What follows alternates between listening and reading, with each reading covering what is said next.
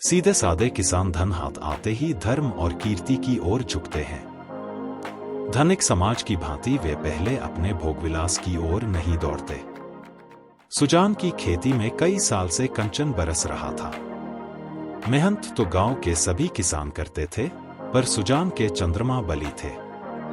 ऊसर में भी दाना छींट आता तो कुछ न कुछ पैदा हो ही जाता था। 3 वर्ष लगातार ऊख लगती गई। उधर गुड़ का भाव तेज था।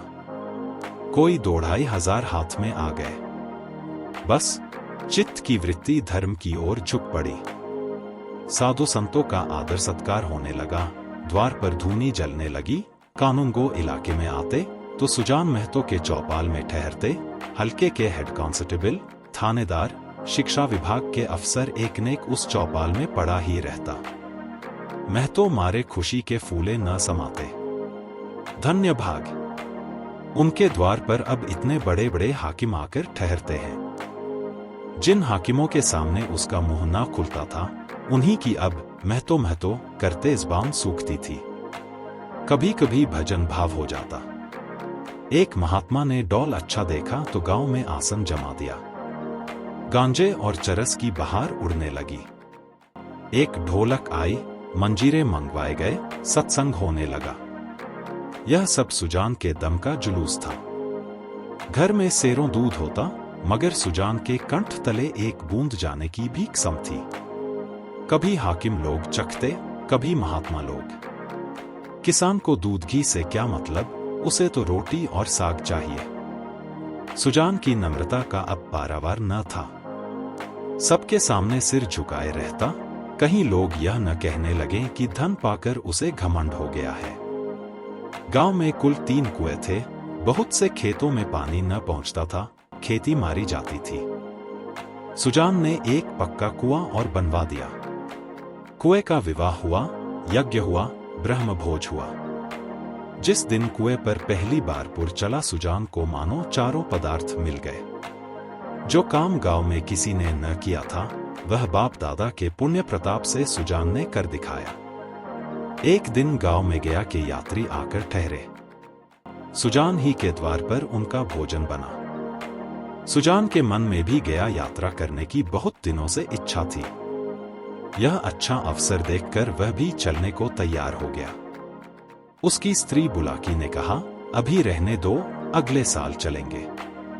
सुजान ने गंभीर भाव से कहा, अगले साल क्या होगा कौन जानता है।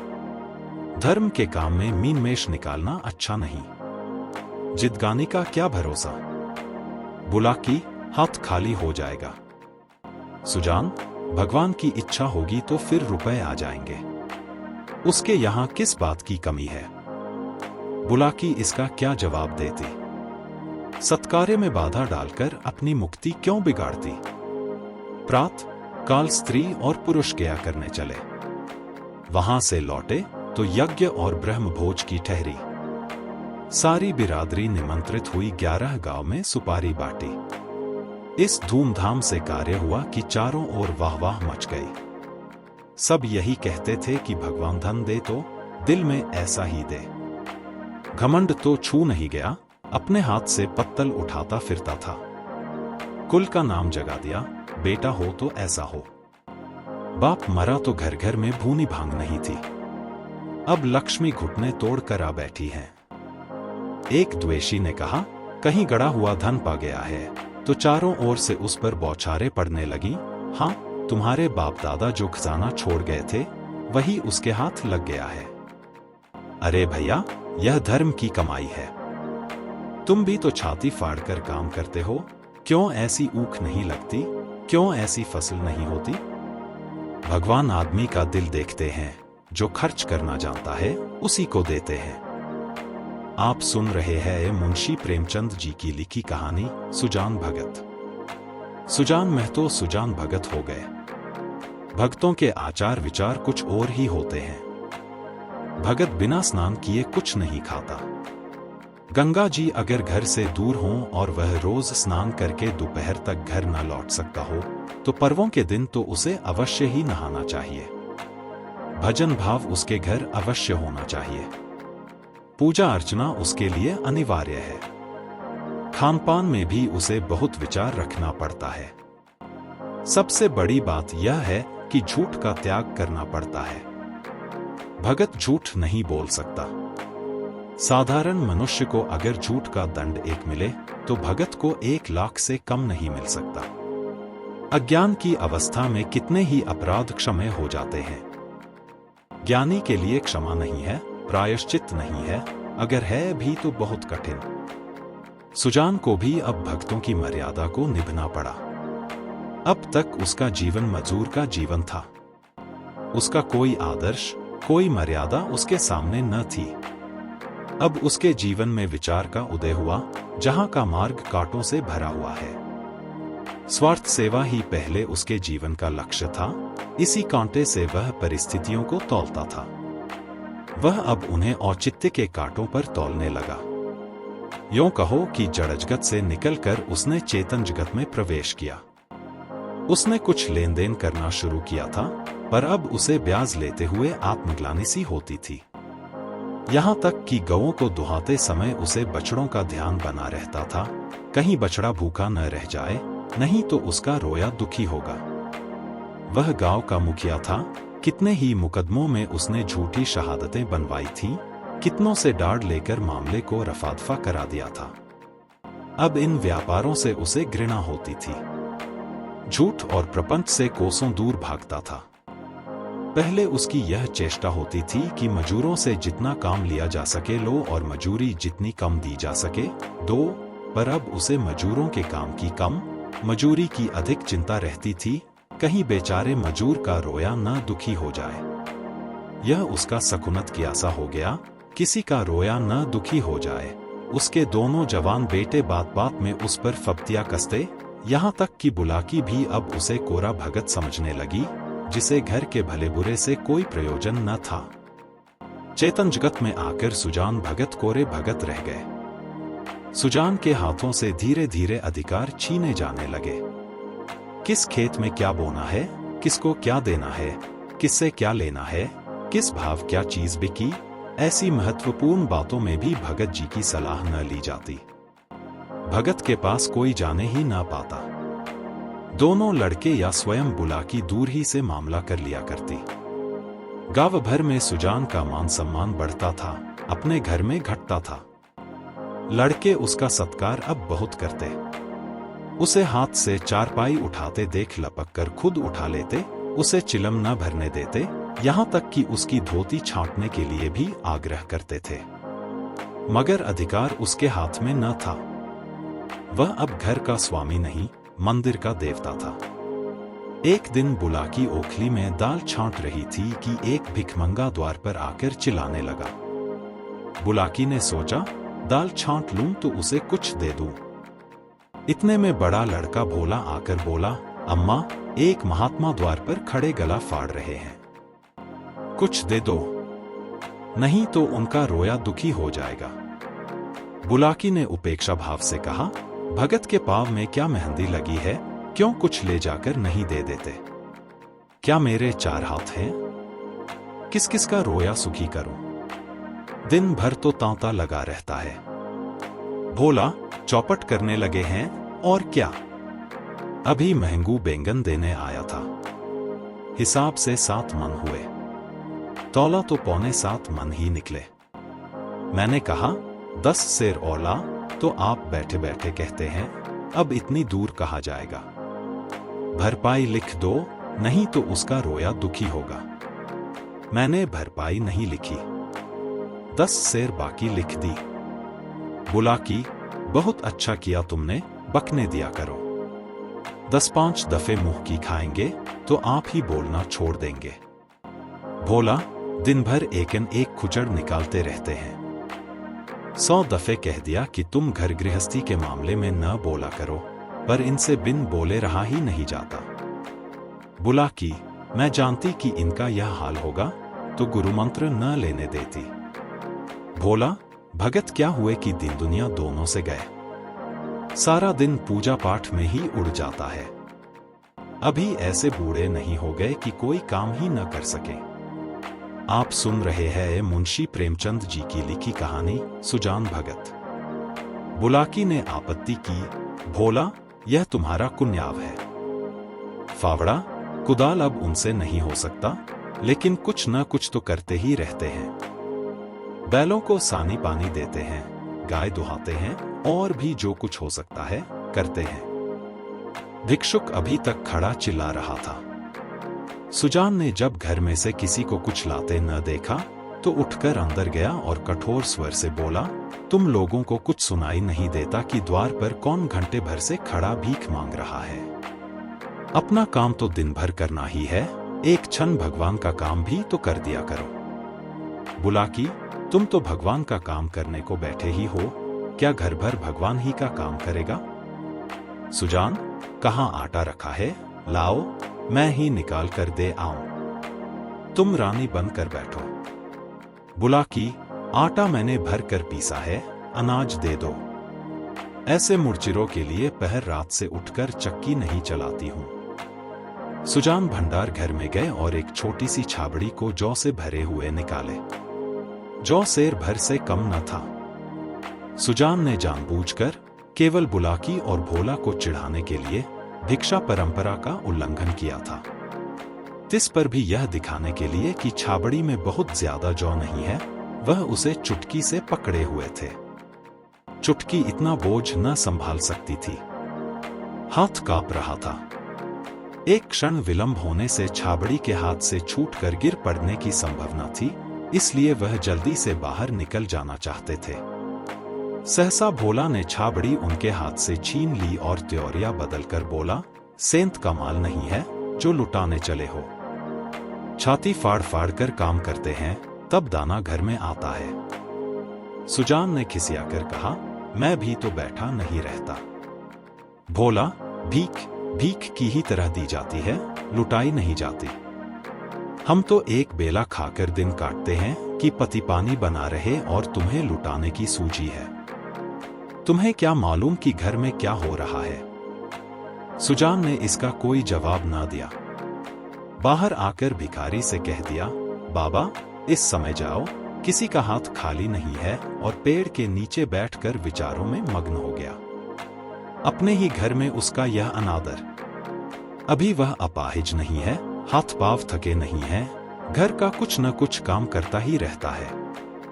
उस पर यह अनादर। उसी ने घर बनाया, यह सारी विभूति उसी के श्रम का फल है, पर अब इस घर पर उसका कोई अधिकार नहीं रहा। अब वह द्वार का कुत्ता है, पड़ा रहे और घर वाले जो रूखा सूखा दे दें, वह खाकर पेट भर लिया करे। ऐसे जीवन को धिक्कार है।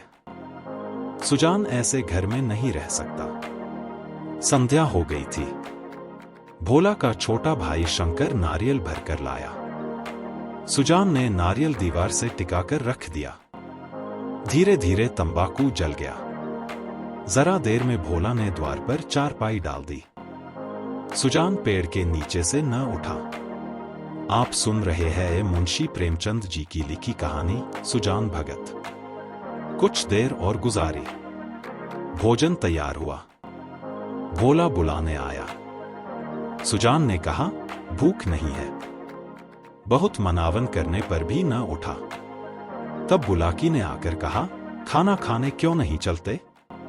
जी तो अच्छा है। सुजान को सबसे अधिक क्रोध बुलाकी ही पर था। यह भी लड़कों के साथ है।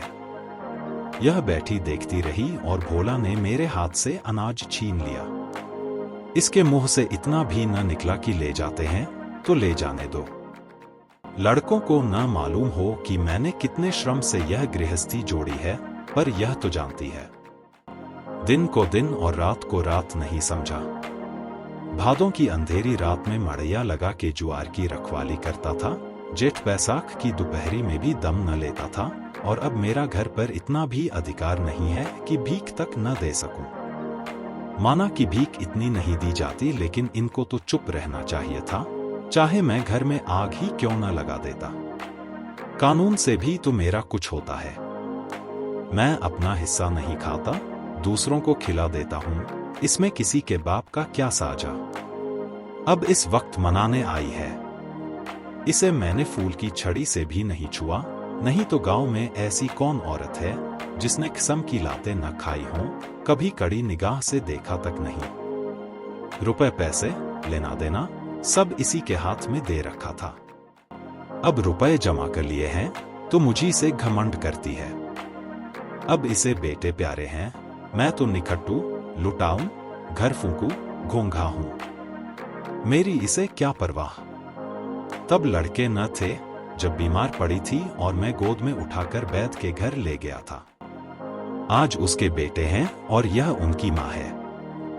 मैं तो बाहर का आदमी हूं, मुझसे घर से मतलब ही क्या। बोला, अब खा पी कर क्या करूंगा, हल जोतने से रहा, फावड़ा चलाने से रहा। मुझे खिलाकर दाने को क्यों खराब करेगी। रख दो, बेटे दूसरी बार खाएंगे। बुलाकी, तुम तो जरा जरा सी बात पर तिनक जाते हो। सच कहा है, बुढ़ापे में आदमी की बुद्धि मारी जाती है। भोला ने इतना तो कहा था कि इतनी भीख मत ले जाओ या और कुछ। सुजान, हाँ, बेचारा इतना कहकर रह गया। तुम्हें तो मजा तब आता जब वह ऊपर से 2-4 डंडे लगा देता। क्यों? अगर यही अभिलाषा है तो पूरी कर लो। भोला खा चुका होगा, बुला लाओ। नहीं, भोला को क्यों बुलाती हो, तुम ही न जमा दो 2-4 हाथ। इतनी कसर है, वह भी पूरी हो जाए। बुलाकी, हाँ और क्या, यह तो नारी का धर्म ही है। अपने भाग सराहो कि मुझ जैसी सीधी औरत पाली। जिस बल चाहते हो बिठाते हो। ऐसी मुहजोर होती तो तुम्हारे घर में एक दिन निबाह न होता। सुजान, हाँ भाई, वह तो मैं ही कह रहा हूं कि तुम देवी थी और हो। मैं तब भी राक्षस था और अब भी दैत्य हो गया हूं।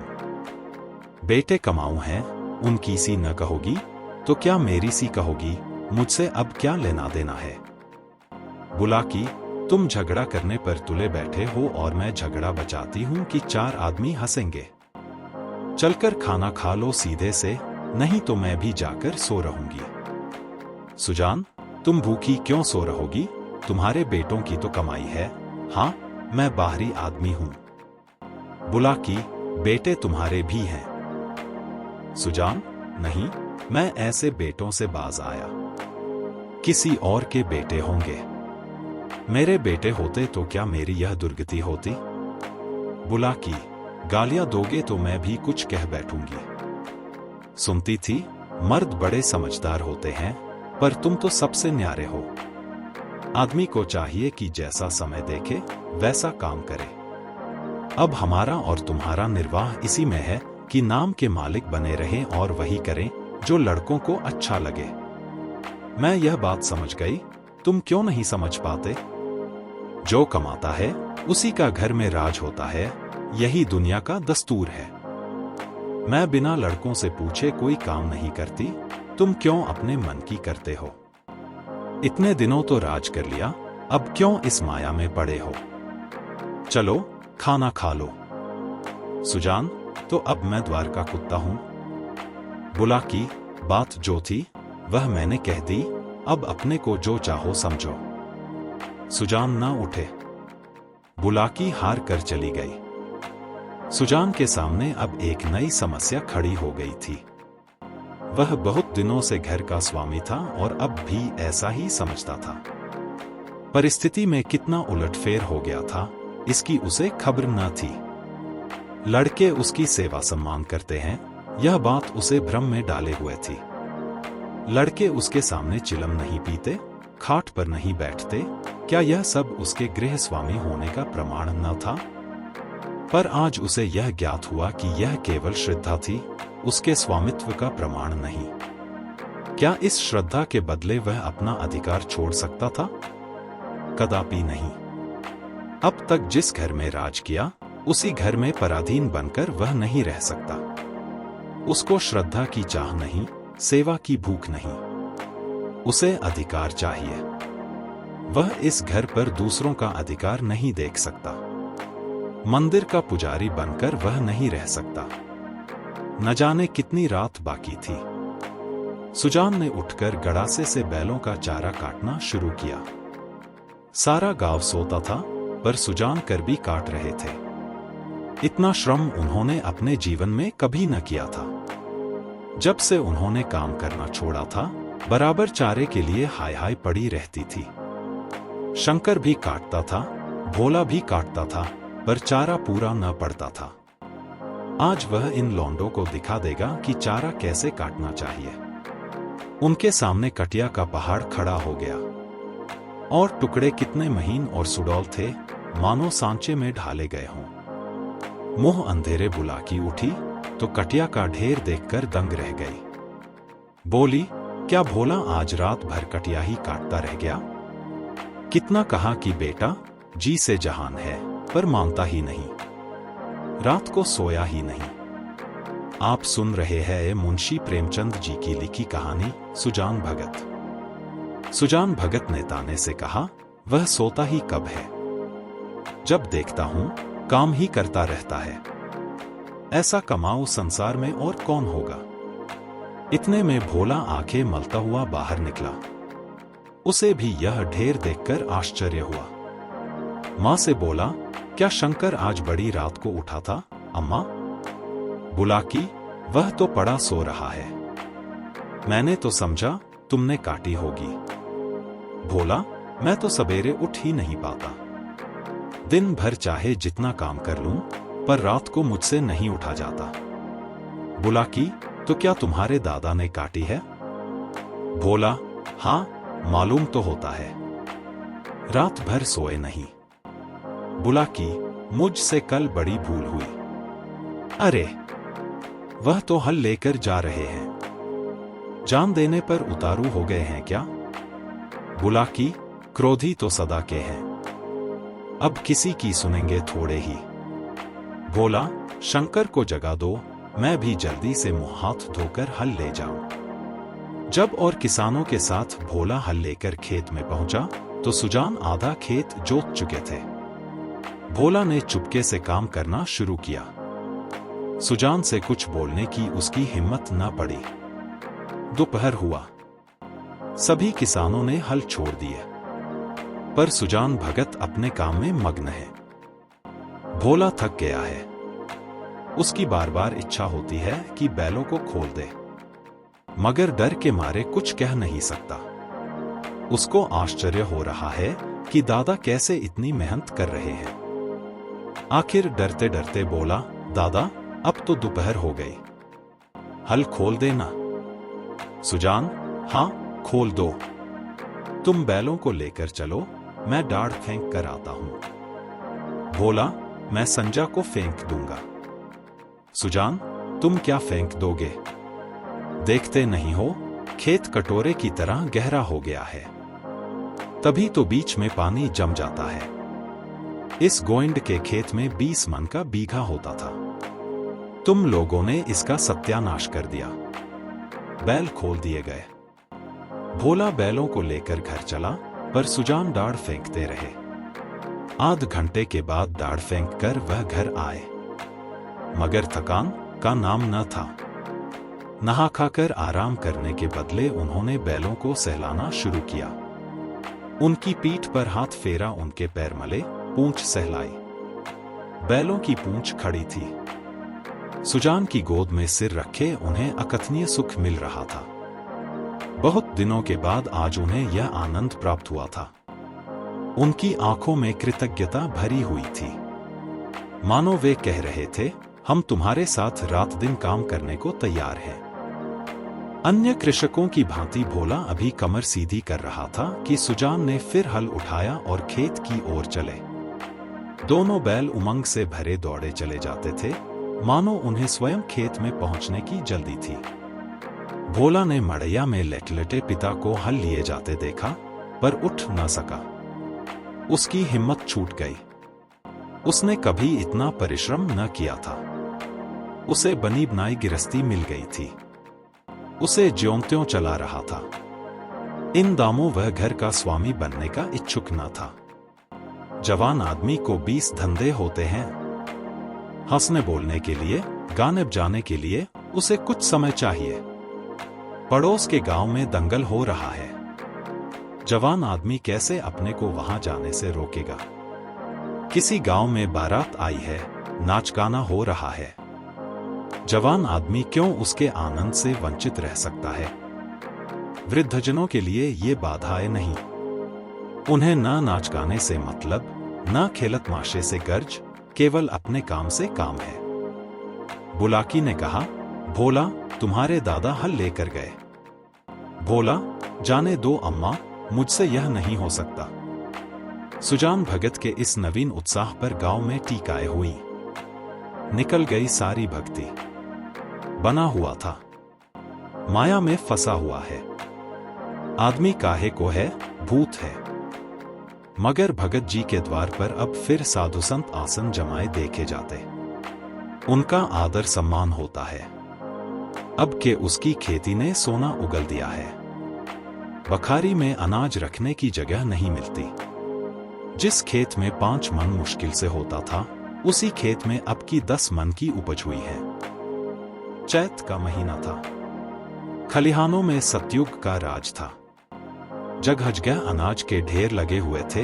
यही समय है जब कृषकों को भी थोड़ी देर के लिए अपना जीवन सफल मालूम होता है, जब गर्व से उनका हृदय उछलने लगता है।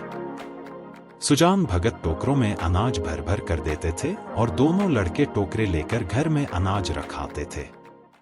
कितने ही भाट और भिक्षुक भगत जी को घेरे हुए थे।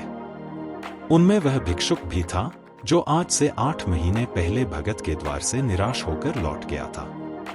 सहसा भगत ने उस भिक्षुक से पूछा, क्यों बाबा, आज कहाँ चक्कर लगा आए? भिक्षुक, अभी तो कहीं नहीं गया भगत जी, पहले तुम्हारे ही पास आया हूं। भगत, अच्छा, तुम्हारे सामने यह ढेर है। इसमें से जितना अनाज उठाकर ले जा सको ले जाओ। भिक्षुक ने लुब्ध नेत्रों से ढेर को देखकर कहा, जितना अपने हाथ से उठाकर दे दोगे उतना ही लूंगा। भगत, नहीं, तुमसे जितना उठ सके उठा लो। भिक्षुक के पास एक चादर थी। उसने कोई 10 सेर अनाज उसमें भरा और उठाने लगा। संकोच के मारे और अधिक भरने का उसे साहस न हुआ। आप सुन रहे हैं मुंशी प्रेमचंद जी की लिखी कहानी सुजान भगत। भगत उसके मन का भाव समझकर आश्वासन देते हुए बोला, बस इतना तो एक बच्चा भी उठा ले जाएगा। भिक्षुक ने भोला की ओर संदिग्ध नेत्रों से देखकर कहा, मेरे लिए इतना ही बहुत है। भगत, नहीं, तुम सकुचाते हो, अभी और भरो। भिक्षुक ने एक पंसेरी अनाज और भरा और फिर भोला की ओर सशंक दृष्टि से देखने लगा। भगत, उसकी ओर क्या देखते हो? बाबा जी, मैं जो कहता हूं वह करो। तुमसे जितना उठाया जा सके उठा लो। भिक्षुक डर रहा था कि कहीं उसने अनाज भर लिया और भोला ने गठरी न उठाने दी तो कितनी भद्द होगी और भिक्षुकों को हंसने का अवसर मिल जाएगा। सब यही कहेंगे कि भिक्षुक कितना लोभी है, उसे और अनाज भरने की हिम्मत न पड़ी। तब सुजान भगत ने चादर लेकर उसमें अनाज भरा और गठरी बांधकर बोले, इसे उठा ले जाओ।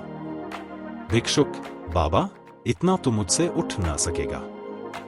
भगत, अरे, इतना भी न उठ सकेगा। बहुत होगा तो मन भर। भला जोर तो लगाओ, देखूं उठा सकते हो या नहीं। भिक्षुक ने गठरी को आजमाया। भारी थी, जगह से हिली भी नहीं। बोला, भगत जी, यह मुझसे न उठेगी। भगत, अच्छा बताओ, किस गांव में रहते हो? भिक्षुक, बड़ी दूर है भगत जी, अमोल का नाम तो सुना होगा। भगत, अच्छा, आगे आगे चलो, मैं पहुंचा दूंगा। यह कहकर भगत ने जोर लगाकर गठरी उठाई और सिर पर रखकर भिक्षुक के पीछे हो लिए। देखने वाले भगत का यह पौरुष देखकर चकित हो गए। उन्हें क्या मालूम था कि भगत पर इस समय कौन सा नशा है। 8 महीने के निरंतर अविरल परिश्रम का आज उन्हें फल मिला था। आज उन्होंने अपना खोया हुआ अधिकार फिर पाया था। वही तलवार जो केले को भी नहीं काट सकती, सान पर चढ़कर लोहे को काट देती है। मानव जीवन में लाग बड़े महत्व की वस्तु है। जिसमें लाग है वह बूढ़ा भी हो तो जवान है, जिनमें लाग नहीं, गैरत नहीं, वह जवान भी हो तो मृतक है।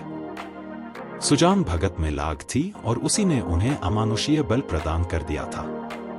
चलते समय उन्होंने भोला की ओर सगर्व नेत्रों से देखा और बोले, ये भाट और भिक्षुक खड़े हैं, कोई खाली हाथ न लौटने पावे। भोला सिर झुकाए खड़ा था। उसे कुछ बोलने का हौसला न हुआ। वृद्ध पिता ने उसे परास्त कर दिया था। आप सुन रहे थे मुंशी प्रेमचंद जी की लिखी कहानी सुजान भगत। दोस्तों, कैसी लगी ये कहानी आप हमें कमेंट बॉक्स में जरूर बताना।